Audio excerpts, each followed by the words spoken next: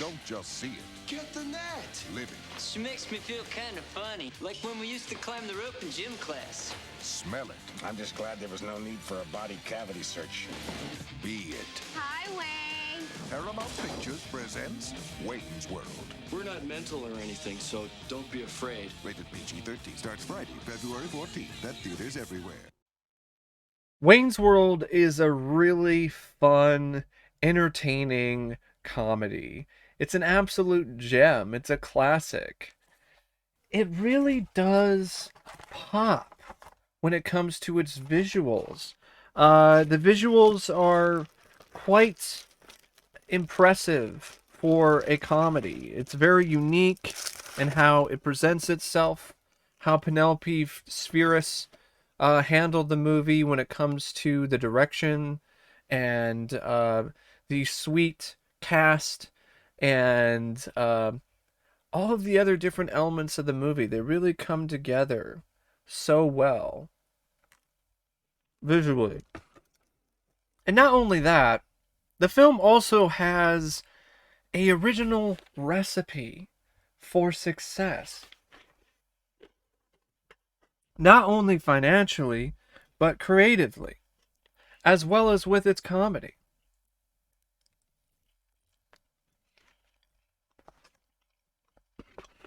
And as a result, Wayne's World is one of those rare films that reaches the heights of hilarity and the mountaintop of cinematic excellence.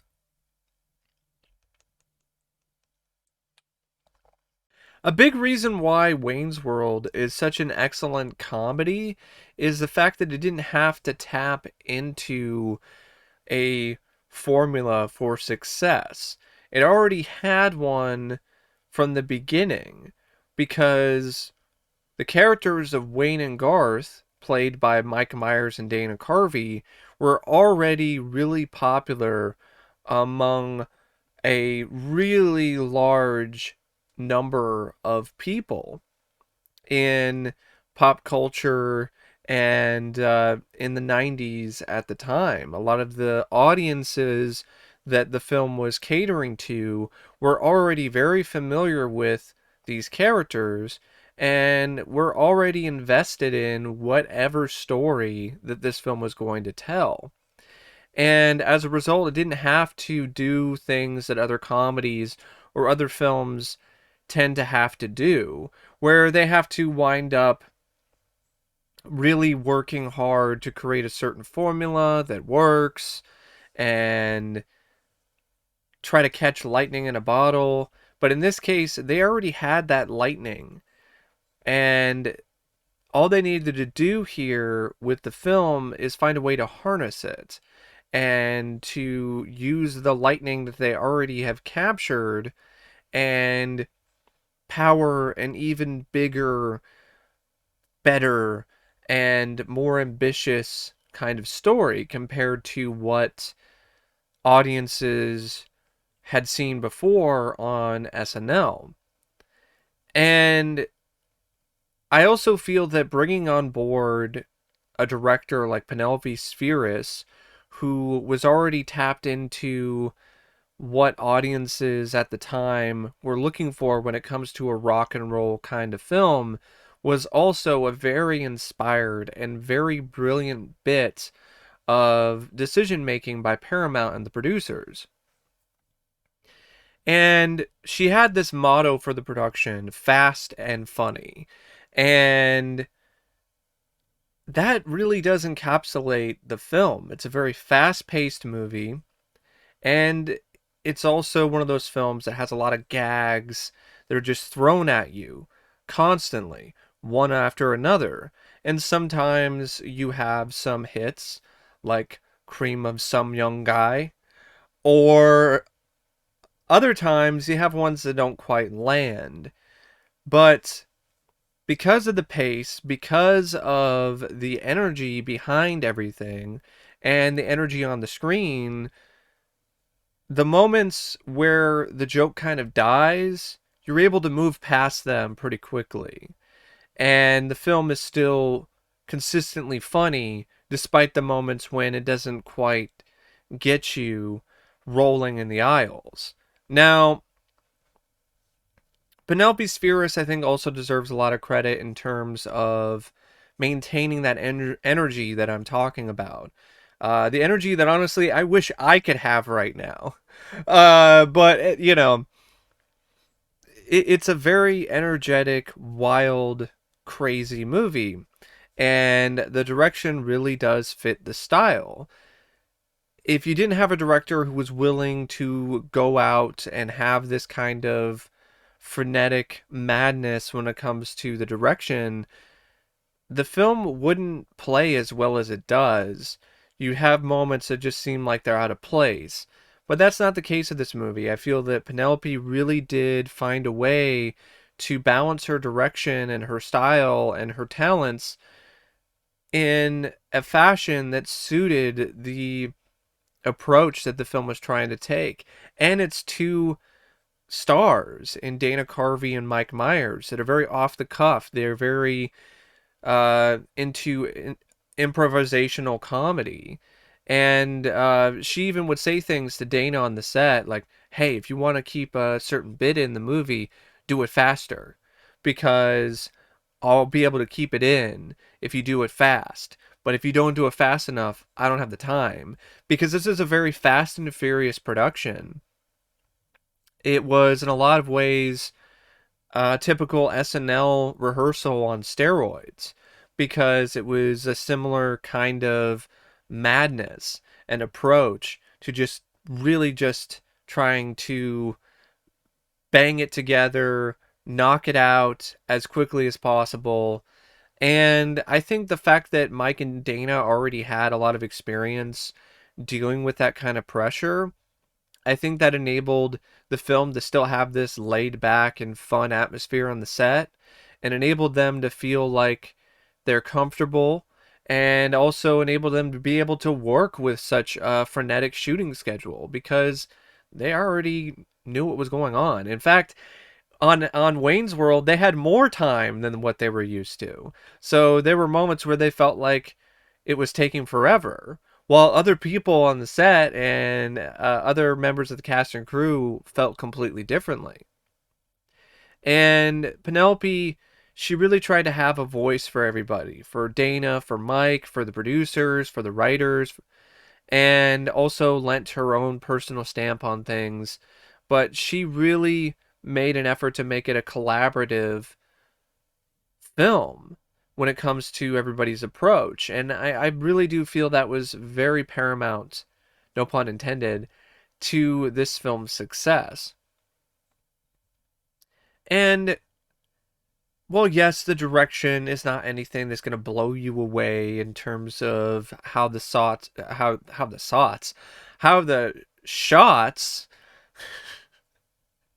I guess I'm acting like I've been taking a couple shots, if you know what I mean. But anyway, yeah, she really did have some solid direction, despite the fact that it's not really that impressive of a movie when it comes to the presentation, when it comes to how Penelope set up her different shots and her takes. Now, Penelope, she's one thing that really does make this film work, despite the fact that Mike Myers apparently did not get along with her, so much so to the point where he banned her from directing Wayne's World 2, which is unfortunate because I feel they still managed to put their differences aside enough to the point to create a really special product and a special film. And I do feel that Penelope not being there in the second movie, it does hurt the film. But I can understand why Mike did what he did. And it does seem like they've buried the hatchet over the years. I mean, Penelope and Mike were part of the Wayne's World reunion for Josh Gad's video series on YouTube. And they took part in interviews for the DVD. So it seems like they have found a way to get over the issues that they dealt with during the production of the film. And also, I want to give Penelope and Mike and everybody involved so much credit for not letting those issues show up on the screen. Because a lot of times when you have films like this that have these sets that have a little contention or have a lot of it, it tends to show up on the screen. But that's not the case with Wayne's World. You really would not believe for one moment that Mike Myers and the director were butting heads. Like, you don't really, that doesn't really come across to your mind while you're watching the movie. And as good as her direction is, the screenplay by Mike Myers, Bonnie Turner, and Terry Turner is really what turns this film into something truly terrific. I don't think the Turners probably had as much input, or they were really as responsible for the film's success as much as Dana or Mike, because this was Mike's project. This is Mike's story, his film, and his baby. And in a lot of ways, he's the one that really did create a lot of the film's comedy. And so did Dana. So I feel that when it comes to the script, I mean, the plot is kind of generic. It's your typical, some small town guys, in this case, Wayne and Garth, they get taken advantage of by the rich, powerful TV executives. Like, that's something that's been done a lot, even prior to this film's release. But what makes this script and what makes this film so special from a storytelling standpoint is how ingenious and how creative it is when it comes to telling its story. It plays around with the fourth wall. It breaks it on more than one occasion. It has moments where you'll have characters speaking in Cantonese, complete with subtitles. You'll have scenes like the Bohemian Rhapsody sequence, which is such a legendary scene, and it's also very simple. It's just a bunch of guys in their car banging their heads and lip syncing to Bohemian Rhapsody. But what makes it so special is their exuberance, their enthusiasm, and the fact that it's just such a great song. And it's something that you would think would have been done before, but it hadn't. It had not been done before.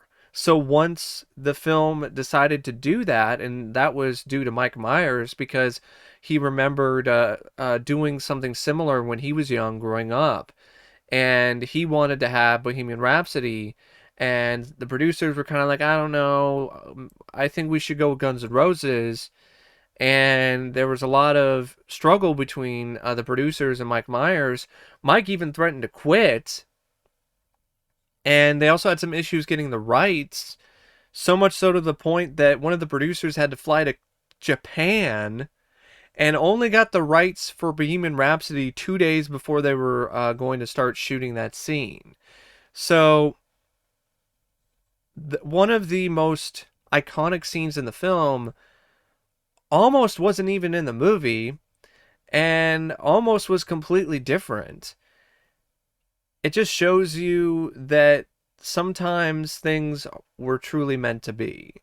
And one little bit of trivia I want to share about the Bohemian Rhapsody scene is that Michael Myers had a tape of that scene, and he sent it to Brian May of Queen. And before Freddie Mercury passed away, Brian May showed Freddie the Bohemian Rhapsody scene from Wayne's World. And Brian May, in interviews, he has said that Freddie loved it. Freddie thought it was really funny, and he really enjoyed it. And I thought that was just such a wonderful bit of trivia, and that's so amazing. And it gives me chills when I think about it, because Freddy was at this point on his last legs, and he still found enjoyment out of it and appreciated it, and he got to see it. For many years, I thought Freddy never saw the scene, and that isn't the case at all. He saw the sequence before he died, before he left this earth. And not only that, Freddy was saying things like, it's going to take my death in order for us to get back into America, back on the American airwaves and on the American landscape in terms of pop culture. But Wayne's World came out, and that's what put Queen back on the map and introduced Queen to a whole new young generation of fans. And that was one of Freddie's last wishes that he wanted. He wanted Queen to find a way to be popular again or be somewhat relevant in America. And I just think it's just so poignant that those two things, this movie, Wayne's World, this silly SNL sketch film, and Freddie Mercury's one of his many hopes and dreams before he passed away, connected and created something so magical and so pure. And it's just one of those things. It's like, it's so crazy considering that this is such a silly movie. I mean, this is a film that one of its most popular scenes is a joke about cream of some young guy, which almost wasn't in the movie either. In fact, Lorne Michaels, I don't think, was a fan of it, or someone else on the production staff didn't think it was going to work. And that was another thing that Mike really had to fight for. And he got backup from Rob Lowe, of all people, because he thought it was funny. And it turned out to be one of the funniest scenes in the movie. They actually added an extra pause that they shot later after the test screening, because people were laughing so hard at that scene. You couldn't hear any of the dialogue after Mike would say that line. But yeah, it's just such a clever and ingenious script when it comes to its dialogue. Yes, it can be juvenile, but juvenile could still be clever and still be hilarious. Like when Dana Carvey, Garth, he's talking about Benjamin, and he's saying, Benjamin is nobody's friend. If Benjamin were an ice cream flavor, he'd be pralines and dick.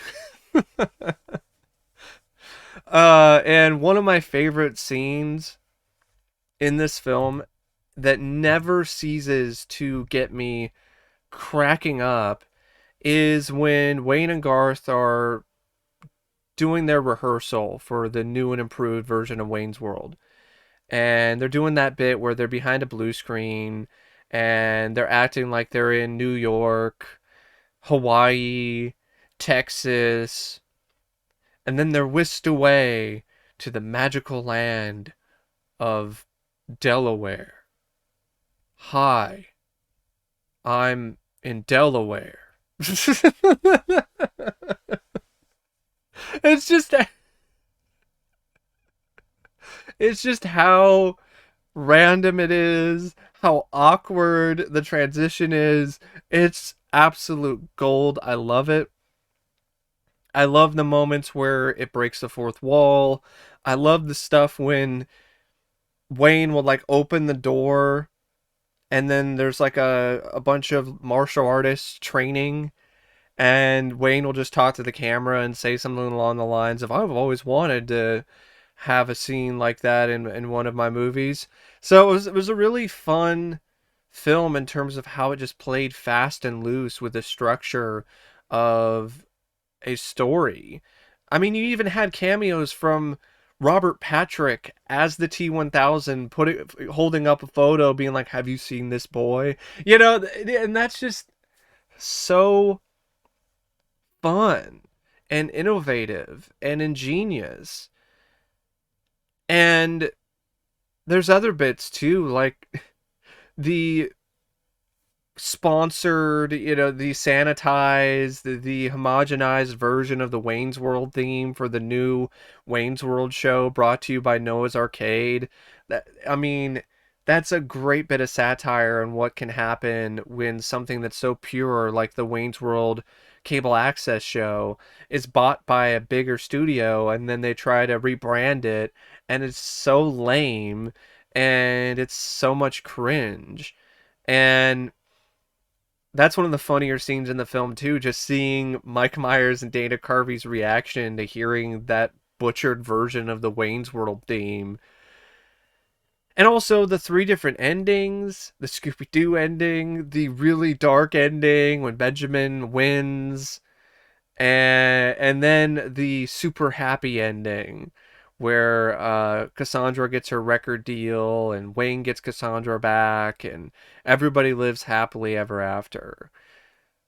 For a film that is based on an SNL sketch, this has so much more going for it than you might think.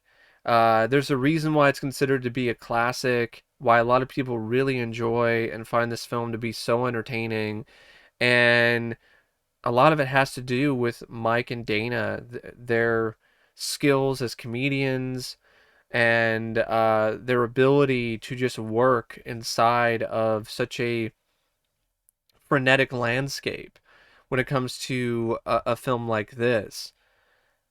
And it's just, I just love how creative this film is. I mean, it's hard to explain without showing tons of scenes, but if you've seen the film, you know exactly what I'm talking about. I mean, no stairway. There's just a lot of really nice and genuinely witty moments that are just sprinkled throughout the entire movie. And it also helps that you have these 2 leads in Wayne and Garth that are lovable idiots in the same way as someone like Bill and Ted. They have the same kind of feel and vibe to them, but I don't think they're the same characters. I don't feel that those 2 are rip-offs of one another like others.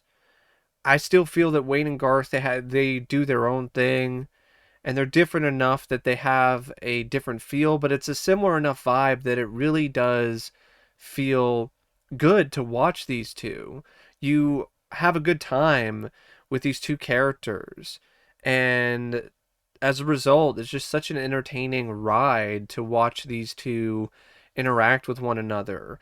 Simple scenes, like when Garth and Wayne, they're laying on the hood of their car, and they're waiting for the plane to fly over them. And Garth asks Wayne if he thought that Bugs Bunny was attractive when he dressed up as a girl bunny.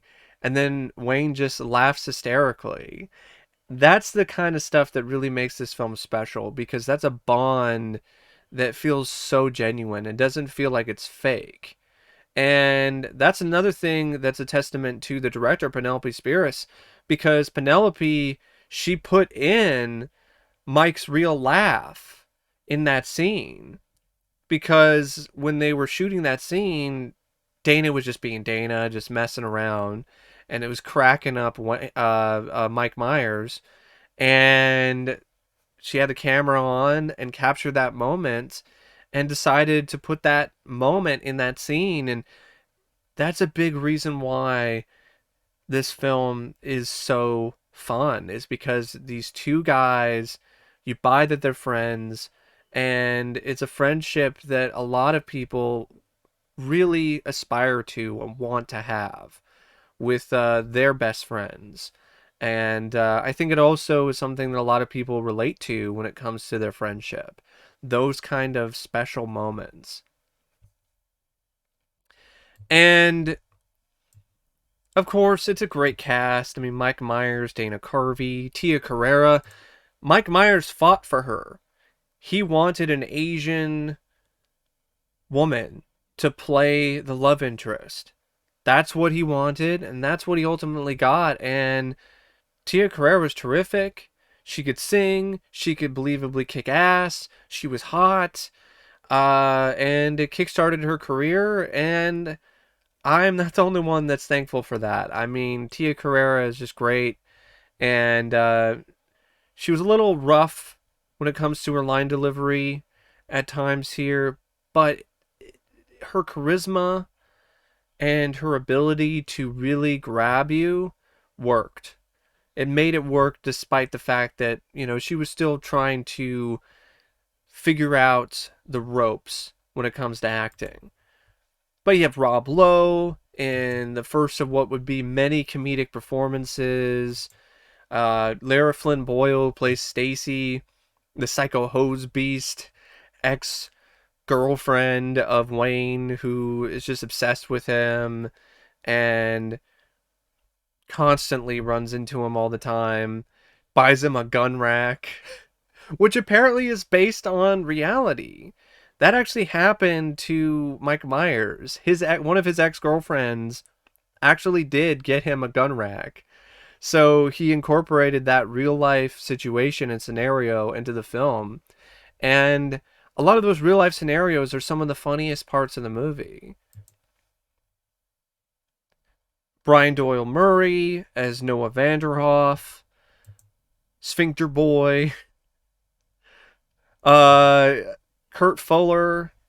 It was nice to see Kurt Fuller in a role where he's not really a villain. He eventually tags along with the heroes by the end of the movie, and it just seems like he's a pawn in Vanderhoff's scheme, along with Benjamin. Coleen Camp is Miss Vanderhoff. Chris Farley has a cameo as a security guard. Even in that one short scene, you could see why Chris would go on to be such a big star and such a big deal for people, because he was just so jubilant and full of so much energy. Meatloaf, he plays Tiny, the bouncer at one of the clubs. Ed O'Neill as Glenn, the guy who works at the coffee donut shop, and he just talks about how much life sucks and his just amazing deadpan. He was just hilarious. I loved Ed O'Neill in this movie. You even had Michael DeLuise, who would go on to play the bad guy in Encino Man. The guy who would mess around with Brendan Fraser and Pauly Shore and Sean Astin and did the whole shoosh. That guy, he was in this as one of Wayne and Garth's band members. The guys who hung out with them and helped them with the show. And you also had, of course, Alice Cooper as Alice Cooper. And it's just so much fun to see Alice out of character talking about the history of Milwaukee. And that whole bit with Feed My Frankenstein, that was my first introduction to that song. And it's one of my favorite Alice Cooper songs. That song kicks ass. And of course, the moment where Wayne and Garth, we're not worthy! We're not worthy! We're scum! We're not worthy! I mean, that's how I feel about Alice Cooper, too. I might do the same thing if I ever got to meet Alice, because I feel like I'm not worthy if, I were to ever meet such a rock god. And yeah, I mean, Alice Cooper, of course, with his involvement, you have a really great soundtrack full of so many awesome songs, including Tia Carrere's cover of Ballroom Blitz. And also with Penelope Spheeris involved, she really knew what kind of songs to have in the movie and knew what kind of rock songs were going to work for what they were trying to do. And I felt that was kind of missing in the second movie. That's something that I really was surprised by, that the second film had references to the more popular bands, but they just had a lot of Aerosmith music, and then had other songs that didn't really fit with the overall tone of Wayne's World. But that's a whole other story. But yeah, I love the songs that they use for the soundtrack. I mean, even stuff like the car, the Mirthmobile that Wayne and Garth and pals drive around in.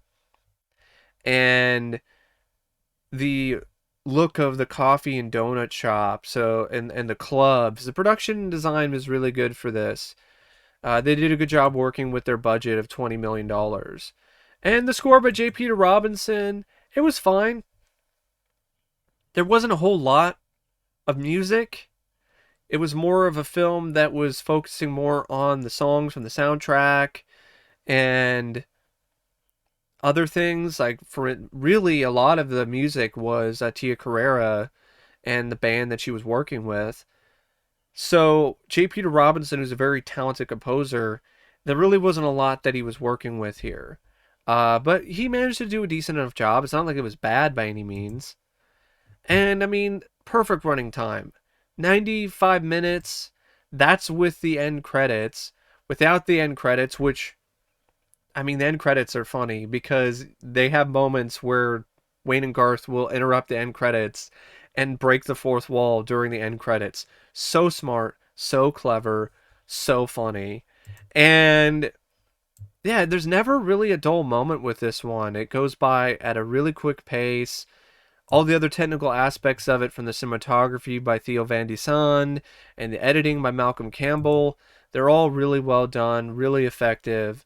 And it lives up to its namesake. It truly is an excellent film.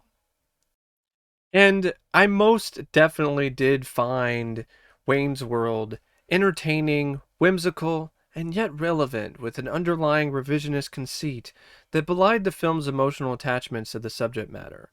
And it absolutely does not suck.